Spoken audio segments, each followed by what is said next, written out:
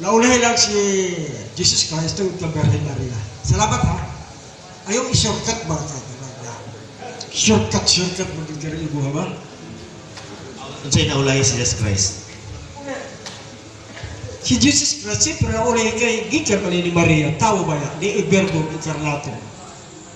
Pero si Kristo, ugamahan, niya ana sa sila, Espiritu magyon. Pero ang doktrina sa simbahan Katoliko, si Kristo, New Testament. Wa pa sa Old Testament. Patagin nyo ako ang verse, gana si Kristo diha sa Old Testament. Wa pa matao siya ni ana. Di complete ang ato ni ana pagtudlo sa doktrina.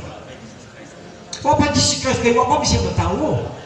Wala pa yung papasya, wa pa sila hino anak ang amahan. Kaya wala pa. Di bulok sila karon. Wa pa si Kristo di ini matawo sa panahon sa amahan. Mao nga amahan, doctrine, official, teaching, church. Creator. Wa pa si Kristo ani. Jesus Christ, Savior, tugod ni Birhen Maria. Ay isyakat kay bulok kini sila. Maluoy bang ko ani mga kadiman kini mga scholar, ikaw scholar lang ka. Ako apas ko ani mo ha. Ibut na ba? Salamat ha. Oh, klaro ha. Sa ito yung klaro ha. Kay si Jesus na siya ang Son of God. Okay? Pero wala pa siya sulod sa tiyan ni Mama Mary o di anak. Ang anak niya gitawag siya nga Christ. Kini siya nga subject gitawag ng divine relation. Okay? Anong divine relation man? Yung anime siya. Kay ang gitanaw di ang origin of fatherhood. Okay? O anong gitawag man sa father, anong gitawag man sa son? Gitawag si Jesus o son not because gianak siya ni Maria. But gitanaw ang relation between the word and the origin of the word. Sa explanation sa mga scholar, kini maging word, di ba kung maghuna-huna ka, timanin pag maghuna-huna ka, di ba mo gawa sa iyong mind? Muna gitawag conception, muna gitawag eternal generation. So si Jesus Christ eternally generate siya sa Father in eternity.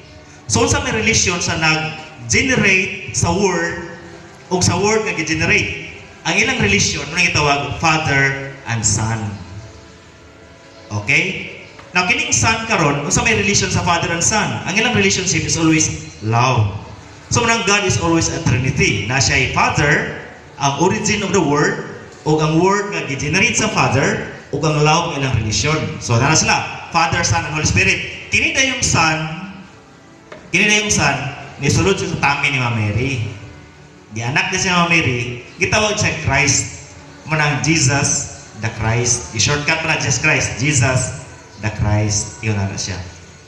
So sa mga tao karon, gitawag nimo og anak tungod kay gianak na sa mama. Okay? Parang origin sa word nga conception, conceive is coming from the mind. What is conceive? So si Jesus Christ, kasi siya man ang word, he is conceived by God. He is conceived. In the beginning was the word, and the word was with God. No? In the beginning was the word. So gi-conceive siya. So, gi-conceive man siya, gi-generate man siya, o sa may relasyon sa nag-conceive o sa gi-conceive. Munang Father and Son. Okay, Father and Son. Munang divine relation, Father and Son sila.